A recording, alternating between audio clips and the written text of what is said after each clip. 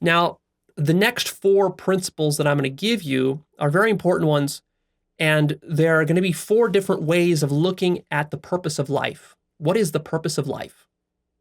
So, the purpose of life, there's a lot we could say about this, and I've said stuff in the past about it, but basically, here are 4 different purposes of life. These are very overarching, big picture purposes which help to orient you as to what you should be doing in your life. So, the first purpose of life is to raise your consciousness. That should be something that you're concerned with every single day of your life from now on. The second purpose of life is to raise your capacity to love. To embrace the full spectrum of experience, not just the good experiences and the sweet and pleasant ones, but everything. Raise your capacity to love everything and everyone. The third purpose of life is to take in the beauty of life. Have you noticed how beautiful it all is? But of course, there's also a spectrum of beauty. And it's very easy to see the beauty when you go to a museum and you look at a fine Picasso painting, or you go to some national park like Yosemite and you look at the beautiful mountains and trees and the sunset, and that's beautiful. That's the kind of beauty that's sort of easy to see. But can you see the beauty of everyday life, of the most mundane things? Can you see the beauty of your body, of your hands? Can you see the beauty on the wall? Can you see the beauty of that pencil, of that lamp, of the carpet, of this room, the beauty of society, the beauty of mankind, the beauty of even the ugly things? That really is, if you think about it, the essence of a good life. To live the greatest life possible is really just none other than to see beauty everywhere all the time and to be conscious of that.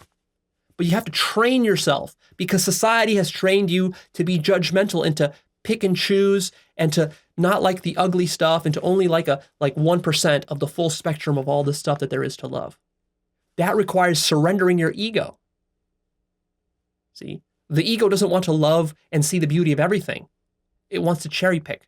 And so your job is to surrender that more and more and more and to take in more of the beauty all the time, so that you don't have a day where you go by in your life where you're just going through the motions, just going to work, just punching the clock, just earning some money, just doing some business, just taking care of the kids, just cooking a meal, but you're disconnected from the beauty of it all.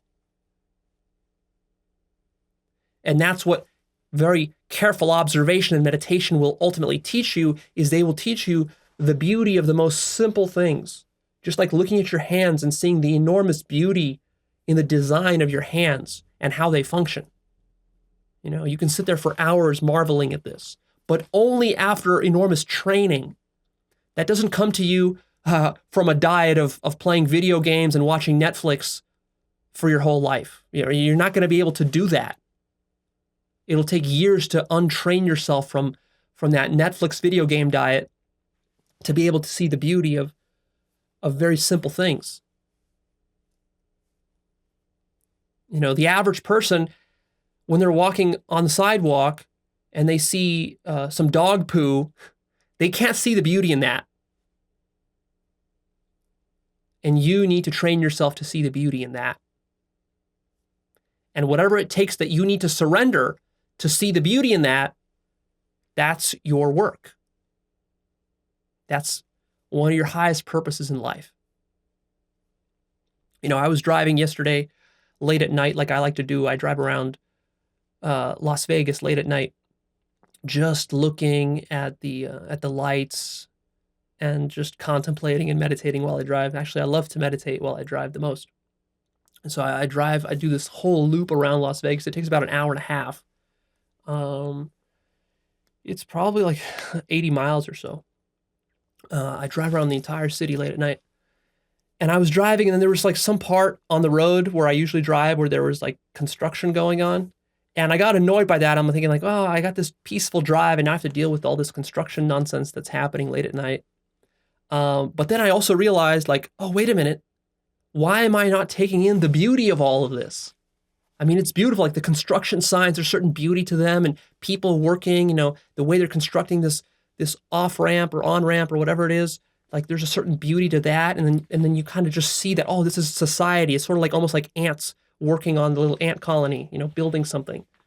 on the road. And so like you see that beauty. Whereas normally I would get annoyed by that. Here I saw the beauty of it, and it completely transformed that experience.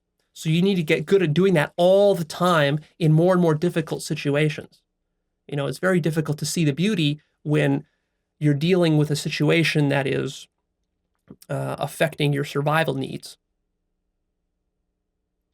So that's where most spiritual work happens, right there. And the fourth purpose of life is to feel alive every day, to live proactively, to not have a single day where you're just, like I said, going through some boring motions, just kind of doing another typical day, just kind of phoning it in and being robotic. To actually feel alive, that feeling of engagement. You want to be passionate and alive. So whatever that takes, if that takes you doing more travel, then do that. And if that requires you have a better job in order to finance your travel, then do that. But of course, to feel alive, also what that means is being more conscious, being less robotic and less mechanical in the way that you live. The next principle is to build your metaphysical connection to reality. I've talked about this explicitly in my video called What is Spirituality? So we can rephrase now this principle as just pursue spirituality or be spiritual. And what that means is developing your connection to reality, your metaphysical connection. And what that means is realizing that you're not just some creature, some mammalian meatbag who is living on this rock that's rotating around the sun, but rather that you are the entire universe. You're not an object that is within existence, you are existence itself. To realize that I am the whole universe as I stand here, that is only possible through all of the metaphysical contemplations and various meditations that I have done for many, many years.